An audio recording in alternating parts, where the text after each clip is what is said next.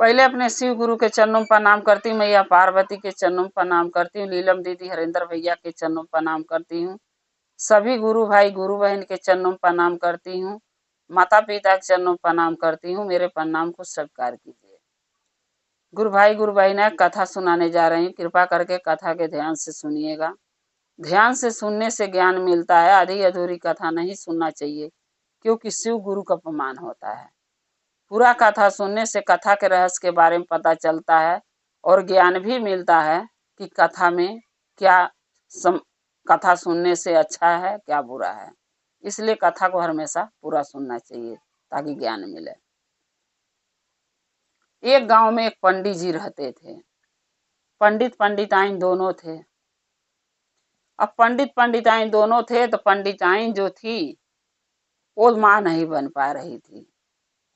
पंडित जी बहुत दर दवाई कराएं, बहुत इलाज कराएं, जहां भी चेक कराए डॉक्टर के पास लिया गए पंडिताइन के, जहां भी टेस्ट जांच हुआ तहां पंडित में कोई कमी नहीं आ रहा था, पंडिताइन में कमी था।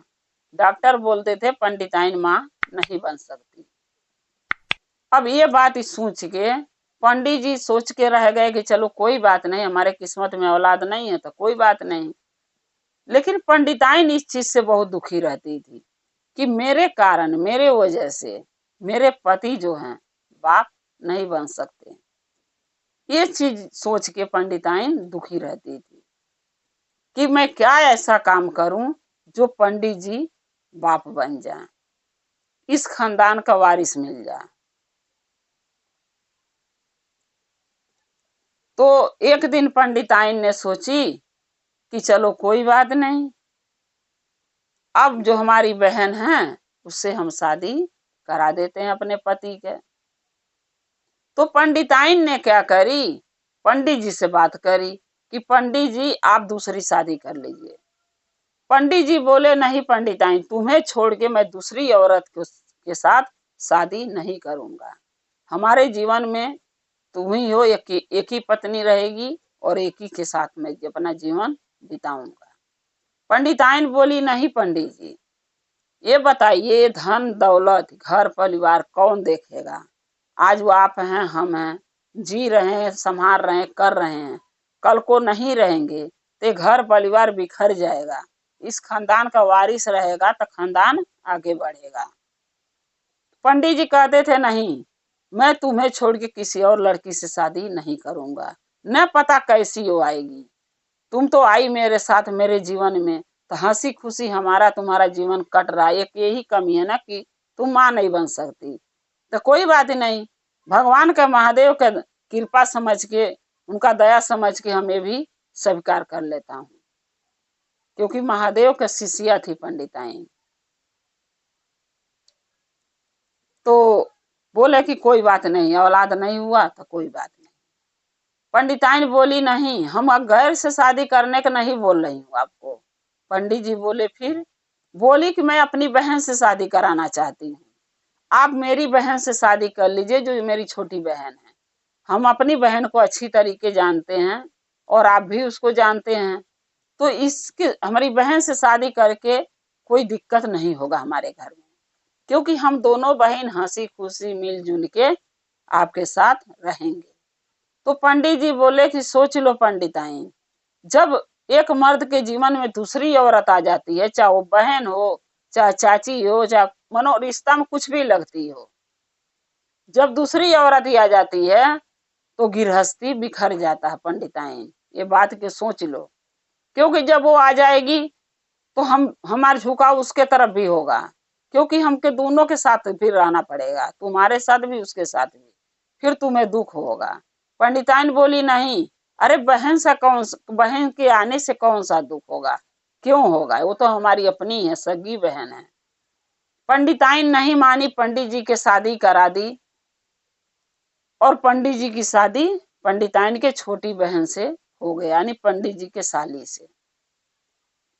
जब पंडिताइन की छोटी बहन आ गई पंडिताइन के घर में शादी करके, तब पंडित जी दो औरतों में बट गए, इसका सुने तो वो नाराज, उसका सुने तो ये नाराज। अब ऐसे करते करते कुछ दिन जिंदगी चल रहा था। कुछ दिन के बाद पता चला जो पंडिताइन की बहन आई वो मायके से महादेव का शिष्या थी, बचपन से महादेव की शिष्या थी। चर्चा भजन में जाती थी, दया मांगती थी, चर्चा करती थी, नमन करती थी, भजन करती थी और घर पर भी दोनों टाइम 3 सूत्र का पालन करती थी, पूजा पाठ करती थी और 101 शिवलिंग बना के अपने मायके में, पंडिताइन की छोटी बहन अपने मायके में 101 शिवलिंग बनाती थी प्रतिदिन और नदी में विसर्जन करती थी। प्रतिदिन का उसका ये काम था। यानी महादेव को बहुत बड़ी शिष्या थी और बहुत लगन से, बहुत दिल से, बहुत मन से महादेव के भक्ति करती थी। अब जब वो शादी करके पंडिताइन की बहन पंडिताइन के घर में आई तब यहाँ भी उसका पूजा पाठ बंद नहीं करी। पूजा पाठ करती रही, 3 सूत्र का पालन सुबह शाम करती थी, महादेव से दया मांगती थी, चर्चा करती थी, नमन करती थी और जहाँ चर्चा भजन होता था वहां भी जाती थी, क्योंकि इस चीज के लिए पंडित जी रोक नहीं लगाते थे, न पंडिताइन लगाती थी, क्योंकि जो महादेव का शिष्या है उसको रोकने से कोई फायदा नहीं होता है, उसको जाने देना चाहिए पूजा भक्ति में। और यहाँ भी जब वो शादी करके पंडिताइन की बहन आई अपने घर तो यहाँ भी नदी में 101 शिवलिंग बना के रोज दिन पूजा करती थी। शिवलिंग बना के 101 शिवलिंग का और रोज दिन पूजा करके रोज दिन विसर्जन करने नदी में जाती थी प्रतिदिन। करते करते जब कुछ समय बीता तो माँ बने। जब माँ बनी तो एक लड़का पैदा हुआ उसको, यानी पंडिताइन के छोटी बहन के एक लड़का पैदा हुआ। जब लड़का पैदा हुआ तो जो पंडित थे और जो पंडिताइन की बहन और लड़का, अब बच्चे के लगाव से पंडित जी का झुकाव ज्यादा अपने साली के तरफ हो गया, यानी अपने दूसरी बीवी के तरफ।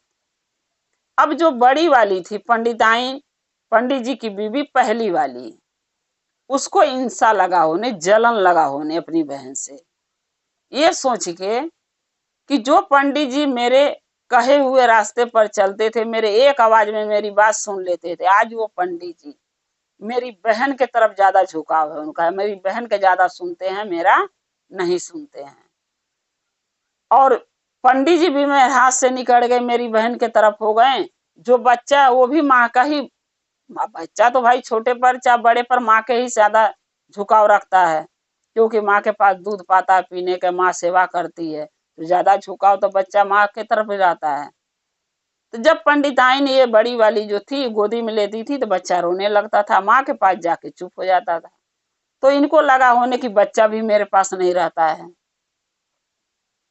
और मेरी बहन भी मेरी नहीं रह गई, क्योंकि भाई अब जब उनकी बहन पंडिताइन की थी, पंडित जी का भी देखभाल करो, उनको भी भोजन बनाओ खिलाओ, उनका भी काम करो, बच्चे को भी संभालो, घर परिवार संभालो, तो कहाँ से बहन के लगे आके बैठेगी, कितना टाइम उसके पास बचेगा। अब पंडिताइन जो थी इनके मन में हिंसा लगा होने बहन के लिए कि मेरा पति भी मेरा नहीं रह गया, मेरी बहन भी मेरी नहीं रह गई, या जो बच्चा होगा सोची कि खानदान और वंश आगे बढ़ेगा, वो भी बच्चा मेरे पास नहीं रहता है, रोता है। अब इनके मन में दोनों के लिए नफरत, बच्चे के लिए और अपनी बहन के लिए पंडिताइन के मन में नफरत लगा होने कि ऐसा क्या करूं कि मैं इस घर में क्या सोच के रहूं, न मेरा पति मेरा रह गया, न मेरा बच्चा मेरा रह गया, न मेरा बहन मेरी है, ये तीनों एक हो गए, मैं अकेली पड़ गई, मेरे लिए इस घर में अब कुछ बचा ही नहीं। तो ये होता है ना मन का बहम। अरे जब तुम शादी करवाई हो तो पति तो उसके ही तरफ, उसके तरफ भी जाएगा, तुम्हारे तरफ भी रहेगा, एक का तो नहीं सुनेगा, सुनेगा दोनों के। तो ये क्या करी, सोच ली पंडिताइन जो थी पंडित जी की पहले पत्नी, इसने सोच ली कि अब जो क्या करेंगे, इस बच्चे को हम जान से मार देंगे, क्योंकि पंडित जी जो थे वो हमारी बहन के तरफ इसीलिए झुकाव कर रहे हैं इस बच्चे के कारण से, न ये बच्चा रहेगा और न पंडित जी मेरी बहन के तरफ झुकाव करेंगे, उसकी सुनेंगे। एक दिन क्या हुआ कि ये शिवलिंग जो 101 शिवलिंग पंडिताइन की छोटी वाली बहन जो बना के नदी में विसर्जन करती थी, वो 101 शिवलिंग सुबह बनाई और पूजा करी और पूजा करके विसर्जन करने चली गई। नदी थोड़ा दूर था, चली गई विसर्जन करने। और पंडिताइन जो थी वो अकेली घर में थी, पंडित जी भी कहीं जजमानी में चल गए थे पूजा पाठ कराने। अब सोची पंडिताइन की इससे अच्छा मौका नहीं मिलेगा इस बच्चे को मारने के। और बच्चा धीरे धीरे 7 साल का हो गया था। अब वो बच्चा सोया था, पंडिताइन गई और गर्दन उसका काट के मुंडी अलग कर दी। गर्दन काट के और बोरा में भर के जब वो लेके गई तो दूसरे राह पंडिताइन गई नदी में डालने बच्चे को मार के। और जो उनकी छोटी बहन थी वो दूसरे रास्ता से विसर्जन करके शिवलिंग के आ रही थी। जब घरे आई तो देखी बहन नहीं है, बहन भी नहीं है और पंडित भी घर नहीं थे, वो तो पूजा कराने गए थे। और ये देख रही है जहाँ बच्चा सोया था वहां खून गिरा हुआ है। अब ये जान गई कि मेरे बच्चे को कोई मार के फेंक ही आया, यानी पंडिताइन के छोटी वाली बहन कि समझ में आ गया मेरे बच्चे कोई मार के फेंक ही आया। अब ये लगी रोने कि मैं क्या करूं, मैं कहाँ से अपने बच्चे को ढूंढने जाऊं, कहाँ जाऊं। इतने में जब पंडिताइन आ गई तो वो बोली कि क्या हुआ बहन, क्यों रो रही है। तो वो बोली कि दीदी देखो ना, बाबू के यहीं सुता के गई थी अपने बच्चे को और देखो बच्चा यहाँ है नहीं। आज जब मैं नदी से विसर्जन करके शिवलिंग के आई हूँ, देखी हूँ बच्चा नहीं है, लग रहा कोई मार के इसको फेंक ही आया, कहीं उठा ले गया। अब दिखावा वाला आंसू पंडिताइन रोने लगी, जैसे दिखाने लगी कि उस बच्चे की इसको बहुत चिंता था। खूब रोने लगी, हाय हमारा बेटा, हाय हमारा बेटा छोड़ के चला गया, कौन हमारे गोद में खेलेगा, कौन हमारे घर में रहेगा। मनो कह कह के रोने लगी। और छोटी वाली तो रो ही रही थी। तो बड़ी वाली जो रो रही थी पंडिताइन, पंडित जी की पहली पत्नी, वो दिखावा के रोई रो रही थी। लेकिन जो छोटी वाली थी जिनके बच्चा था जिसका, वो हकीकत का रो रही थी, क्योंकि वो माँ थी। और माँ जब भी रोती है दो ही कारण से, एक तो बच्चे को तकलीफ हो और नहीं बच्चा माँ को दुख दे बड़ा होके। माँ के आंसू दो ही कारण से गिरता है। तो वो रो रही थी। उसके बाद उसके महादेव से लगी मनाने की हे शिव गुरु, हे भोलेनाथ, हम पूजा पाठ भक्ति में कोई कमी आज तक नहीं छोड़ी। छोटे पर से मैके से भी अपना आपका पूजा आपका भक्ति कर रही हूँ, दया मांग रही हूँ, आपका शिष्या बनी हूँ। यहाँ भी आके पूरा पालन हम 3 सूत्र का करती हूँ, किसी दिन हम छोड़ती नहीं हूँ, चाहे मैं दुखी हूँ चाहे खुश हूँ। लेकिन आपका पूजा पाठ आपका भक्ति मैं कभी नहीं छोड़ती हूँ। और मेरे साथ ऐसा क्यों हुआ, जो मेरे औलाद भी जो हुआ वो भी आज गायब है, कोई मार के लग रहा फेंक दिया, इतना खून गिरा है, मैं अपने बच्चे को कहाँ ढूंढने जाऊं। फिर जब ये सब प्रार्थना कर ली, महादेव से दया मांग ली, उसके बाद फिर वो लगी नदी के तरफ जाने। छोटी वाली पंडित जी के छोटी वाली जो बीबी थी पंडिताइन की बहन, नदी के तरफ लगी जाने। और नदी तरफ जाके जहां शिवलिंग का रोज विसर्जन करती थी वहीं बैठ गई और बैठ के महादेव का हाथ जोड़ के प्रार्थना लगी करे कि हे शिव गुरु, आप ही के दिया हुआ मेरा औलाद था और आप ही ले लिए, अब हम दुनिया में कैसे जिएंगे, हमें हमारा औलाद चाहिए। अगर मुझसे कोई गलती हुई है आपके पूजा में पाठ में भक्ति में, तो जो सजाई देना मुझे दे दीजिए, लेकिन मेरा बेटा लौटा दीजिए। जब बैठ के प्रार्थना कर रही थी तो महादेव थोड़ा देर में क्या देख रही है कि मेरा जो बेटा है उसका वो नदी से बाहर चल के अपने पैरों से आ रहा है, न उसका गला काटा है न कुछ, एकदम सही सलामत आया। आके माँ के लगे खड़ा हुआ, माँ गले से लगाई, लिपट के रोने लगी, पूछने लगी बेटा तुम कहाँ थे। लड़का बोला माँ मैं तो घर पे सोया था और कब इस नदी में कौन ले आकर डाल गया मुझे कुछ पता नहीं। अब जो थी पंडिताइन की छोटी वाली बीबी यानी पंडिताइन की बहन, अब वो जो है पंडिताइन की जो बहन थी पंडित जी की छोटी वाली पत्नी, अब वो लगी सोचने कि ऐसा कैसे हो सकता है, जो बच्चे को मैं घर पे सुता के आई रख के आई और मेरे आने जाने में जो टाइम लगा सो लगा, रास्ते में इतना देर में मेरा बेटा गायब भी हो गया, वहां खून भी दिखा और फिर नदी में से बाहर आया, ऐसा हुआ कैसे। अब बच्चा कह रहा कुछ याद ही नहीं मुझे। तब महादेव से फिर प्रार्थना करी कि हे महादेव, हे शिव गुरु, अपना दर्शन मुझे दीजिए, मेरे मन में जो शक है, जो विचार है, इसको दूर कीजिए कि मेरा बेटा नदी में पहुंचा कैसे। तब महादेव उसको दर्शन दिए, यानी पंडित जी के छोटी वाली पत्नी के, पंडिताइन को, छोटी बहन को दर्शन दिए। और महादेव शिव गुरु बोले कि देखो, ये जो तुम्हारा बेटा था शिष्या, ये तुम्हारे बेटा के तुम्हारी बहन हिंसा के कारण, जलन के कारण उसने जान से मार दी और गला काट के लिया के बोरा में भर के नदी में डाल दी कि नहीं ये लड़का रहेगा आना, पंडित जी तुम्हारा सुनेंगे। इस कारण से इसने मार दी तुम्हारी बहन ने। और ये लड़का जो नदी में जब फेंक दी है, इस लड़का का जीवन मैं बचाया हूं, क्योंकि जो 101 शिवलिंग तू विसर्जन करती थी, उसी शिवलिंग पर वो बच्चा जाके गिरा है मेरे, जब वो फेंकी है नदी में, और मैं ही इसको बाहर निकाला हूं। तो सारा कारण और सारा मुसीबत तुम्हारी बहन का ही किया हुआ। तुम्हारी बहन को मैं दंड दूंगा, जैसे वो इस बच्चे का गला काटी है वैसे मैं उसका गला काट दूंगा। फिर उसके बाद महादेव बोले कि तुम्हारे भक्ति से, तुम्हारे पूजा से, तुम्हारे चर्चा भजन से मैं बहुत खुश हूँ।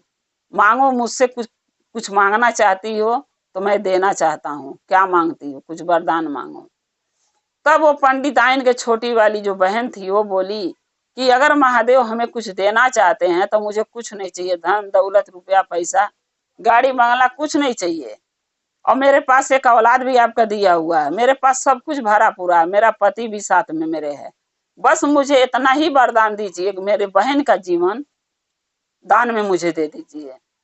मेरी बहन को आप मत मारिए, वो नादान है, न बूझ है, उसको ज्ञान नहीं था, वो क्या करी। अगर वो भी आपकी शिष्या होती तो उसको भी ज्ञान होता, चर्चा भजन में जाती, लेकिन वो आपकी शिष्या नहीं है, उसके पास ज्ञान नहीं था। आप उसको क्षमा कर दीजिए, क्योंकि वो मेरी बहन है। उसी के कारण आज इस घर में मैं बहू बन के आई, उसके पति की पत्नी बनी, और उसको जलन इस चीज का था कि जो पंडित जी थे हमारे ज्यादा सुनते थे, उसका नहीं सुनते थे, इसलिए वो दुखी होके, दुख के कारण, अपने डर के कारण वो हमारे बेटा के मारी है। आप उसको क्षमा कर दीजिए, हमें हमारी बहन चाहिए और कुछ नहीं चाहिए। महादेव जो थी पंडिताइन की छोटी वाली बहन, उसको आशीर्वाद दिए, बोले जाओ तुम्हारी बहन के मैं माफ किया हूँ, माफ कर देता हूँ, लेकिन उसको समझा देना कि दोबारा ऐसी गलतियां कभी अपने भविष्य में नहीं करेगी। पंडिताइन के छोटी वाली बहन बोली ठीक है शिव गुरु, मैं उसको समझा दूंगी, आगे से गलती नहीं करेगी। जब पंडिताइन की छोटी वाली बहन घर पर पहुंची उस बच्चे को लेके, तो पंडिताइन देख के बहुत परेशान हुई, बोली कि ये लड़का के जिसको मैं गला काट के बोरी में भर के नदी में डाली आई, वो बच्चा कैसे बच के आ सकता है। फिर अपनी बहन से पूछने लगी ये कहाँ मिला। तब वो पंडिताइन की छोटी वाली बहन बोली कि दीदी ये नदी में मिला, कोई इसको गला काट के नदी में डाली आया था, और जहां मैं 101 शिवलिंग का विसर्जन करती थी, उसी शिवलिंग पर मेरा बेटा जाके गिरा और महादेव इसके जीवन दान दिए, महादेव बचाए। तब पंडिताइन क्या कह रही है कि कोई मार दिया होगा, कोई बात नहीं, बच तो गया। तब वो पंडिताइन की छोटी वाली बहन बोली थी दीदी कितना तू अनजान बन रही है। बोली कैसे? बोली मारी तूने, जान से मेरे बेटे के मार दी, उसका गला काट दी, बोरी में भर के नदी में डाली आई, लेकिन अभी तक तू अपनी गलतियां नहीं मान रही है कि हाँ मैं ये सब करी हूँ, अभी भी अनजान बनी हुई है। अब मेरे को जानती है, सोच रही है कि इसको कुछ पता नहीं है, क्योंकि मुझे सब कुछ पता है, मेरे शिव गुरु महादेव सब बता दिए हैं कि इसको मारा कौन, जान से काटा कौन इसका गला मेरे बेटे को। जब वो जान ही गई पंडिताइन कि मेरी बहन तो सब कुछ मेरे बारे में जान गई है, तब उसके पैरों पर गिर के लगी माफी मांगने की, बहन मुझे पंडित जी के और तुम्हारे इस बच्चे के एक साथ रहने से मुझे जलन हो रहा था, मुझे लग रहा था मेरे सपोर्ट में कोई नहीं है, मेरी जिंदगी बर्बाद हो गई है, मैं किसके सहारे रहूंगी, इसलिए मैं ये सब में आके इस बच्चे को मारी, मुझे क्षमा कर दे बहन, आगे से ऐसी गलती नहीं करूंगी। तू शिव का शिष्य है, तेरे पास ज्ञान है, और मैं महादेव की शिष्या नहीं हूँ, मेरे पास ज्ञान नहीं है, मेरा भी नाम का घोषणा करा दे, मैं भी तेरे साथ भक्ति पूजा महादेव का करूंगी, पूजा पाठ करूंगी, ताकि महादेव का भी दया कृपा हम पर बना रहे और गलती ना करूं दोबारा। पंडिताइन के छोटी वाली बहन अपनी बहन का नाम का घोषणा कर दी, और पंडिताइन दोनों बहन मिलके अब पंडित जी और वो बच्चा चारों मिलके रहने लगे, हंसी खुशी अपना जीवन जिंदगी बिताने लगे। तो गुरु भाई गुरु बहना, ये जो जलन होता है, जो हिंसा होता मन के अंदर, चाहे औरत हो चाहे आदमी, ये बुरे रास्ता पर ले जाता है, अच्छे रास्ते पर नहीं ले जाता है। हम यही कहूंगी कि अगर किसी के मन में ये सब विचार है तो उसको निकाल दीजिए, महादेव का शिष्य और शिष्या बनिए, उनका चर्चा भजन करेंगे, 3 सूक्त का पालन आप करेंगे, चर्चा भजन में जाएंगे तो आपको ज्ञान मिलेगा। जब ज्ञान मिलेगा जी, तो ये हरकतें, ये गलतियां कोई नहीं करेगा। इसलिए महादेव का शिष्य और शिष्या बनना जरूरी है, और महादेव के गुरु बनाना बहुत जरूरी है, ताकि हमको ज्ञान बुद्धि मिले। बिना महादेव का शिष्य शिष्या बने, उनके गुरु बनाए, चर्चा भजन में बिना गए, हमको ज्ञान नहीं मिलेगा घर बैठे। इसलिए आप लोग भी, जो गुरु भाई गुरु बहना महादेव का शिष्या नहीं बनी है, नाव का घोषणा नहीं कराई है दीदी बहनी, वो करा लें और महादेव का शिष्य और शिष्या बन जा, ताकि ज्ञान बुद्धि महादेव दें, अच्छे राह अच्छे मार्ग पर चलने के ज्ञान दें और बुद्धि दें। गुरु भाई गुरु बहना, अगर मेरा ये चर्चा आपको अच्छा लगा कमेंट में लिख के भेजिएगा, और साथ में हर हर महादेव लिख दीजिएगा, क्योंकि महादेव का नाम लेने से, लिखने से महादेव सब दुख संकट दूर करते हैं, ज्ञान बुद्धि देते हैं। और चैनल को सब्सक्राइब जरूर कर लीजिएगा, ताकि मैं जो भी वीडियो नया नया डालती हूँ आपके पास पहुंचती रहे, और आप हमारी वीडियो देखें, और आपका हमारा रिश्ता शिव परिवार से ऐसे जुड़ा रहे।